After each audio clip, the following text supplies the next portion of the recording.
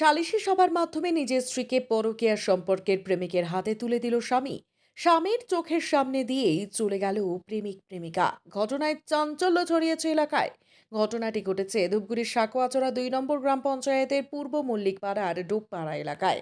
জানা গিয়েছে, প্রেম করে বিয়ে করেছিল এলাকার বাসিন্দা মানিক দাস। বিয়ের পর তাদের এক ছেলে সন্তানও হয়, কিন্তু বিয়ের ৪ বছরের মাথায় প্রতিবেশী এক দাদার সঙ্গে পরকীয়ার সম্পর্কে লিপ্ত হয় স্ত্রী। শুরু হয় সংসারে অশান্তি। এ নিয়ে মাঝে মধ্যেই সালিশি সভা হয়েছে বেশ কয়েকবার। এমনকি ঘটনা আদালত পর্যন্ত করায়, কিন্তু এরপরেও স্ত্রীকে ধরে রাখতে পারেনি স্বামী। স্বামীকে ফাঁকি দিয়ে প্রায় দিনই প্রেমিক ভাসুর অবিবাহিত বাপি দাসের সঙ্গে দেখা করত স্ত্রী। এদিকে স্বামী মানিক দাস স্ত্রীকে হাতে নাতে ধরার জন্য তককে তককে থাকত। বৃহস্পতিবার সন্ধ্যায় এই সুযোগ এসে যায় মানিকের হাতে। এদিন তিনি সন্ধ্যা নাগাদ হাতে নাতে ধরে ফেলেন স্ত্রীর পরকীয়ার ঘটনা। তার চিৎকারে ছুটে আসে এলাকাবাসীরা। রাতে আটকে রাখা হয় প্রেমিক প্রেমিকাকে।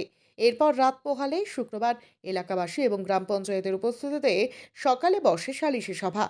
সভায় পরকীয়ার সম্পর্কের প্রেমিক প্রেমিকা বিয়ে করতে রাজি হলে স্বামী সদিচ্ছায় স্ত্রীকে তার প্রেমিকের হাতে তুলে দেয়। এ বিষয়ে কারা কি বলছেন শোনাবো আপনাদের। গিয়ে বলছে, দাদা আমার বউ আজকে রাত্রে আত্মহত্যা মানে ফাঁসিতে ঝুলছে এবং নদীতেও ঝাঁপ দিছে। তো আমি কি করি? তো পাড়ার লোকজন সবাই মিলে এরা একত্রিত হয়েছে যে এইখানে একটা মেয়ে মারা যাবে, বউ মারা যাবে, মারা গেলে একটা সমস্যা। এবং আমি থানার সাথেও যোগাযোগ করি, হ্যাঁ, ভিলেজ পুলিশের সাথে যোগাযোগ করি। তারপরে এখানে যখন বসি তখন ওরা বলছে পুলিশ টুলিশ আমাদের কিছু কাউকে বলতে হবে না, কোনো প্রধান পঞ্চায়েত লাগবে না। আমরা পাড়ার লোকদের এবং আপনাদের সামনে আমরা কথা দিচ্ছি, আমরা দুইজনকে ভালোবাসি, আমাদের অনেক দিনের সম্পর্ক এবং আমাদের এই সম্পর্ক চলছি, আমাদের চালাবই, আমরা দুইজনকে বিয়ে করব, আমাদের কেউ রদ করতে পারবে না। তারপরে পাড়ার লোক সবাই মিলে সিদ্ধান্ত নেয়। তাইলে ওর স্বামী বলল যে তুই তাইলে কী করবি? ও বউ বলল যে আমি আমার জিনিসপত্র যা আছে নিয়ে চলে যাব। ছেলেকে জিজ্ঞাসা করলো, ছেলে বলল কি আমি নিব, আমরা দুইজনই সংসার করব, আমার জন্য কেন ও মরে, তাছাড়া আমি ওকে ভালোবাসি। এই তো তারপরে আর কোনো সবাই মিলে তাই ডিসিশন হলো। আর ওরাও নিজেই বাড়ির থেকে সেজে ফেরে বের হলো। আপনারাও দেখলেন স্বেচ্ছায়, মানে ওরা দুইজনকে স্বেচ্ছায়, মানে আজকে না হলেও 2 মাস পরে হতোই। মহিলার আগের স্বামীও তো মত রয়েছে। আর মহিলার আগের স্বামী কি, মহিলা ওইরকম বারবার এইরকম হবে, বাচ্চারে ধরবে, ওই নদীর পাড়ে এইরকম অবৈধ মানে সম্পর্কে ধরে, তাতে স্বামীরও মান সম্মানের দিকে। আর তাছাড়া বউ কিছু করতে গেলে আত্মহত্যা করতে যায়, ওর স্বামী নিজেই মনে করো অসুবিধার মধ্যে পড়ছে আর কি। তাহলে বর্তমানে সমস্যার সমাধান হলো আর কি?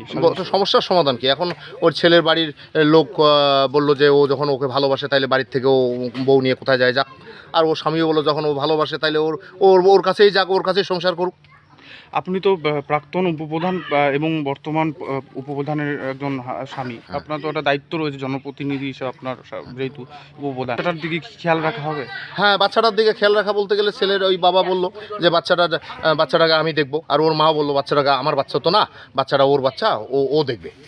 তো আমরা তো বললাম যে আমরা এতদিন মানে 4 বছর থেকে যে বহুতবার সালিশি সভা হয়েছে, তো আমরা প্রতিবারই যাতে সংসারটা না ভাঙে আমরা অনেকবার বসছি, অনেকবার সংসারটাকে মিউচুয়াল মানে সমাধান সমস্যা করে দিয়েছি, কিন্তু এরা চুপিসারে তাদের প্রেম চালিয়েই যাচ্ছে, কিচ্ছু করার নেই।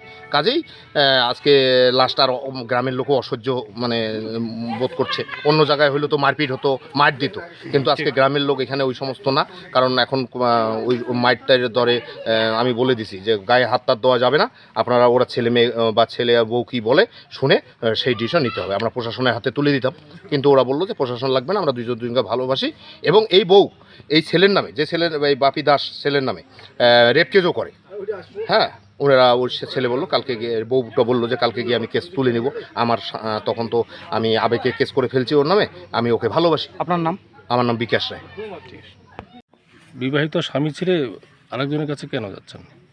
কেন যাচ্ছে, যে ভাত কাপড় দেয় না, তো শরীরের কিছু হলে চিকিৎসাপাতি করে না, বাধ্য তো এখন যাইতে হচ্ছে। তা আজকে কি হয়েছিল?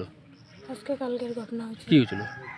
ওই যে কালকে ও আজকে কেরালা যাওয়ার কথা ছিল, তো বলছি দেখা করার জন্য, তো ও ওইখানে গেছে, আমি যাইনি, মানে যাওয়ার সময় দেখছে।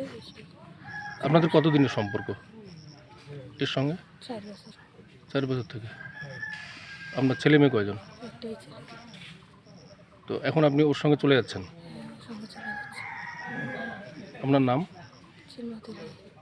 এই জায়গাটার নাম? পূর্ব মল্লিকপাড়া।